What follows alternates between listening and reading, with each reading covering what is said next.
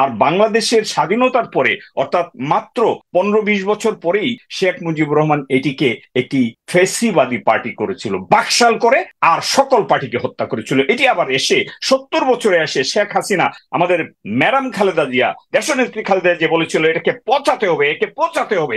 এই শুধু পচতে পচতে পচতে মহা পচে সারা পৃথিবীতে সে ছড়িয়ে দিয়েছে যে বাংলাদেশ থেকেই পচিয়ে একটা হিমালয়ের সমান, পাহাড় সমান সমস্যা সৃষ্টি করে সে চলে গেছে। হত্যার সংখ্যা 5,000-এর বেশি বিএনপি, এখানে জেলে যাওয়ার সংখ্যা লক্ষ লক্ষ, প্রতিটি নেতার 200 থেকে 300। ডক্টর স্নিগ্ধার বক্তব্য দিয়ে আমি শুরু করছি। তিনি যে লজিক নিয়ে আসছেন, ইটস ভেরি লজিক্যাল।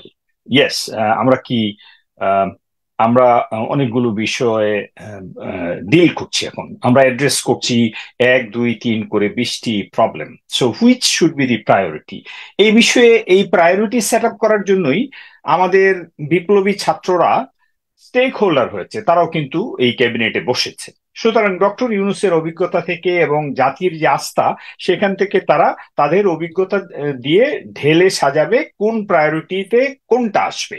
বাট কোনো সন্দেহ নাই, বিএনপি যখন বলেছে, মহাসচিব বলেছে বা বিএনপির নেতৃবৃন্দ, আমাদের আমাদের মাননীয় চেয়ারপারসন এবং মাননীয় অ্যাক্টিং চেয়ারপারসন, ওনারা স্পষ্ট বলেছেন দ্রুততম সময়ে।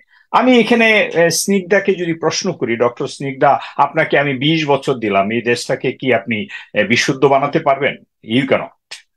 আমাদের অনেক সমস্যা, অনেক অনেক সমস্যা, স্বাস্থ্য, শিক্ষা, আমাদের আইন শৃঙ্খলা, আমাদের আনএমপ্লয়মেন্ট, আমাদের হাউজিং, আমাদের স্যানিটেশন, আমাদের সবকিছুতে সমস্যা, এবং এটা কোটি কোটি মানুষের সমস্যা।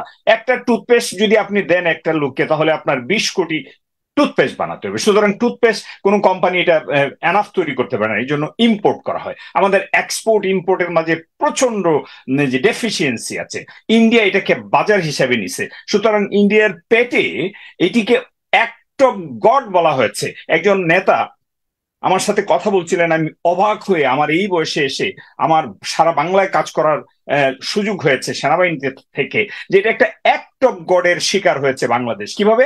আপনি একটু ম্যাপটা লক্ষ্য করেন, 4,444 কিলোমিটারের ভিতরে আমরা একটা হাঙ্গরের পেটের ভিতরে আছি। সুতরাং 2-4টা লোক যখন বর্ডারে যায়, তখন ওরা গুলি করে মারে, কারণ তাদের তাদের এই যে হান্টিং, বার্ড হান্টিং এর মতো তারা মজা পায়। পাকিস্তানের দিকে কিন্তু তারা রাইফেলটা তাক করতে সাহস পায় না। আর চায়নার বিরুদ্ধে রাইফেলটা পিছনে পাছার মাঝে রেখে দেয়, কারণ ওখানে যদি তাক করে রাইফেলটা সামনে আসে, তাহলে 10টাকে ওরা গুলি করে ফেলে দিবে। সুতরাং বাস্তবতা, ডক্টর স্নিগ্ধা বোধহয় রিয়ালিটি গুলোকে একটু দেখছেন না।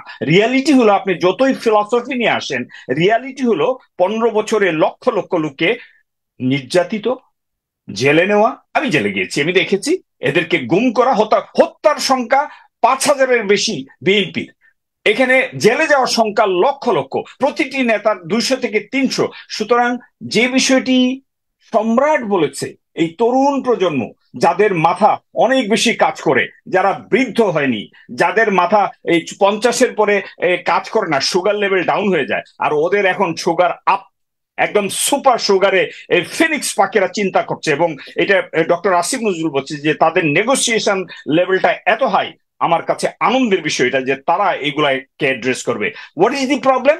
প্রবলেম ইজ যে আপনি বলছেন যে এই পার্টিকে নিষিদ্ধ 2020 থেকে 45-এ যে নাজি পার্টি ছিল, সেটি ছিল ফার রাইট ডেমোক্রেটিক একটা দল, অসাধারণ একটা দল, যেটা হিটলার গঠন করেছিল। সেটি কিন্তু এই 25 বছরে বিলুপ্ত হয়েছে।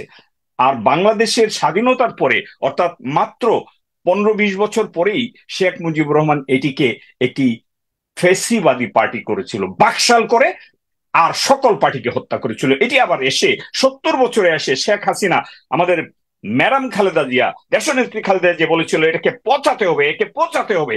এই শুধু পচতে পচতে পচতে মহা পচে সারা পৃথিবীতে সে ছড়িয়ে দিয়েছে যে বাংলাদেশ থেকেই পচিয়ে একটা হিমালয়ের সমান, পাহাড় সমান সমস্যা সৃষ্টি করে সে চলে গেছে। এখন আপনি কোনটা বলবেন? আইন শৃঙ্খলা রক্ষা বাহিনী, army, navy, air force, coast guard, BGB, police, সবগুলা সমস্যায় জর্জরিত।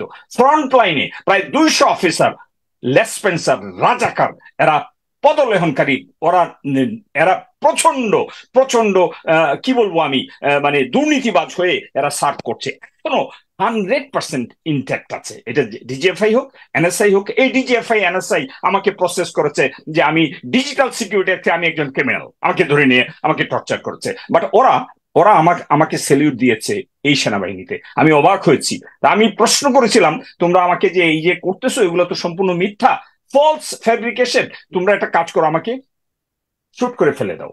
তারা বলছে স্যার এটা বলছেন কেন? যে তোমরা শুট করে দিলে আমার ছেলে মেয়ে কিন্তু আগুনের মতো, এরা এরা ব্রিটিশ সিটিজেন, এরা কিন্তু তোমাদের 14 গোষ্ঠীকে খুঁজে বের করবে MI6 এর মাধ্যমে। সুতরাং আজকে আমি বলছি যে আমি কিন্তু কাউন্টার থ্রেটও দিয়েছি ওখানে, তারপরে পালাইছে ওগুলো। পরের দিন একটা এসে বলে, ক্যাপ্টেন বলে, স্যার আমরা তো আদেশের গোলাম, তা আমাদের কাজ না। ও আদেশ আসছে, আদেশগুলো যে যায় সেটি সম্পূর্ণ মানবতা বিরোধী। সুতরাং আজকে যেটা হচ্ছে, আইন শৃঙ্খলার এখানে ভেসে বেড়াচ্ছে যে জেনারেল আজিজের এই যে মাফিয়া কিং এর নেতৃত্বে বেশ কিছু জেনারেল কর্নেল যারা এখন ভীত সন্ত্রস্ত, যারা জানে যে তাদের জেলে যেতে হবে, এরা এটি ছড়াচ্ছে। তার সাথে এমপিরা কোথায়? মেধা ঠিকই বলেছে, এমপিরা কোথায়? মন্ত্রীরা কোথায়? লেসপেন্সাররা কোথায়? লক্ষ লক্ষ এই যে চোর ডাকাত, এরা যে হাজার হাজার কোটি টাকার মালিক, ইউনিয়ন পর্যন্ত, এরা কোথায়? এরা লুকিয়ে আছে ঘাপটি মেরে। এখন গোপালপুর থেকে না গোপালগঞ্জ থেকে যে টেলিযোগাযোগ, এটা এখন বাতাসে ভাসছে, তারা শপথ নিচ্ছে, কত কিছু করছে। আমার প্রশ্ন হলো, বাস্তবতার নিরিখে 15 বছর পরে আসে 1 সপ্তাহের মধ্যে আমার সন্তানদেরকে, আমাদের সন্তানদেরকে গুলি করে পাখির মতো মারলো, রক্তে রঞ্জিত হলো, এটিকে জেনোসাইড বলবেন না? হাউস অফ লর্ডস এবং হাউস অফ কমন্সে আমি চিৎকার করে ব্রিটিশ এমপি এবং ব্রিটিশ লর্ডসদের সামনে বলছি যে this is a genocide and it has been committed by Sheikh Hasina. এবং এর সাথে স্টেক হোল্ডার কে কে? Army, navy, air force, BJP, police.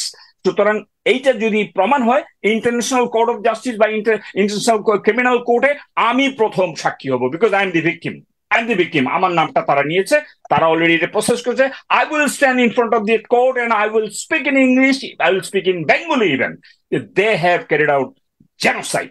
সুতরাং ওই যে ফিলসফিক্যাল কথা না বলে বাস্তবতার নিরিখে বাংলাদেশে এই পার্টিকে যদি প্রমাণ করা যায় যে তারা জেনোসাইড করেছে, এবং এই প্রমাণ এখন বাতাসে ভাসছে, এটা ইন্ডিয়ার যাই করুক না কেন, আর আমেরিকার বাহাদুরি যাই করুক না কেন, বাংলাদেশ যেমন প্রমাণ করেছে, এই সন্তানরা, এই এই শিশুরা, এই আমাদের ছাত্ররা প্রমাণ করেছে যে কোনো শক্তি এখানে পরাস্ত হবে। একটি প্রশ্ন স্নিগ্ধা বলেছে যে তাদেরকে ঢুকতে দিল কেন? বিপ্লব যখন হয়, দেবালয়ে যখন আগুন লাগে, গ্রামে যখন আগুন লাগে, তখন দেবালয় পুড়ে। এইখানে আপনি লজিক্যাল প্রশ্ন করলে হবে না। সুতরাং এইখানে যে লোকজন ঢুকেছে দেখলেই বোঝা যায়, লক্ষ লক্ষ ছাত্র জনতা এখানে ঢুকে পড়েছে। এখানে সেনাবাহিনী বাধা দিলে এখানে ক্ল্যাশ হতো, আরো 1000 অন দি স্পট বা 10,000 অন দি স্পট মরে যেত। সুতরাং আমি মনে করি যে আজকে এইখানে যে আন্তর্জাতিক ষড়যন্ত্র সবকিছুকে ভাসিয়ে দিয়েছে কারা? রক্ত, তাজা রক্ত। আন্তর্জাতিক ষড়যন্ত্র, জাতীয় ষড়যন্ত্র, সেনাবাহিনী কিংবা যে কোনো ফ্রন্ট লাইনের লেসপেন্সার সব ভয় পেয়েছে। আগের দিন রাতে 4 তারিখের রাতে আপনাদের একটি তথ্য দিতে যে সেনাপ্রধানের সাথে ফরমেশন কমান্ডাররা যখন জুম মিটিং করে বিভিন্ন ফরমেশন থেকে, আপনারা জানেন যে ডিভিশন গুলোকে ফরমেশন বলা হয়, যে সারা বাংলাদেশে 10টা ডিভিশন কমান্ডার, এরকম কমান্ড চ্যানেলে প্রায় 30 জন যখন বসে, কেউ কেউ বলেছে স্যার এই আবাপিল পাখিরা, এই ছাত্ররা ইউনিফর্ম সহ গিলে খেয়ে ফেলবে আপনাকে, এই মন্ত্রী এমপি কে। তো গিলে খাওয়ার আগে এরা মরবে, হাজারে হাজার মরবে, তারপরে এরা ধরে ছেড়ে ফেলবে সব। সুতরাং তাই যদি হয়, আত্মোৎসর্গ যদি এরা এতই চ্যালেঞ্জিং হয়, এর সাথে যোগ হয়েছে সকল পার্টি, 63টা পার্টি, তাই যদি হয় তাহলে এখন এই সময় আপনার সিদ্ধান্ত নিতে হবে। এই সিদ্ধান্তটা হবে যে অ্যাটলিস্ট একটু শান্তি রাখতে হবে, তাকে এসকেপ করুন। তখন তার সিদ্ধান্ত ছিল যে তাকে এক্সিট দেওয়া। এখন এক্সিট যদি না দিত তাহলে কি হতো? তার জেলে নিলে তার পার্টি কিন্তু এখন দাঁড়ায় যেত। সুতরাং সে পালিয়ে যে প্রমাণ করেছে সে মিথ্যাবাদী এবং সারা জীবন মিথ্যা বলে সে পালিয়ে গেছে। সে বলছে আমি পালাই না, কি বঙ্গবন্ধুর কন্যা পালায় না। সুতরাং বঙ্গবন্ধুর কন্যা পালিয়ে তার দলকে বিপদে ফেলে দিয়ে চলে গেছে। সে বিশ্বকে পচিয়ে, সারা বাংলাকে পচিয়ে, তার দলটাকে মানে সাগরে ডুবিয়ে সে চলে গেছে। সুতরাং এটি কি নিষিদ্ধ হবে? এটি আইনি প্রক্রিয়া নিষিদ্ধ হবে, না এটি মানুষের মন থেকে মুছে যাবে? সেটি সময় বলে দিন। ধন্যবাদ।